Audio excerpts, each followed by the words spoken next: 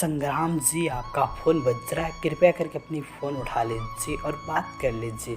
किसी को आपसे पर्सनल बात करना है, इसलिए आपको कॉल कर रहे हैं। सो कृपया करके फ़ोन उठा लीजिए और बात कर लीजिए।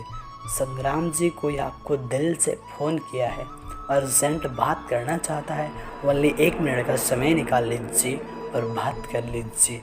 हेलो संग्राम जी, कोई आपको कब से फ़ोन कर रहा है। संग्राम भाई, आपका फ़ोन बज रहा है और आप सुन नहीं रहे हो। कृपया करके फ़ोन उठा लो, वरना फ़ोन कट जाएगा। So please pick up the call.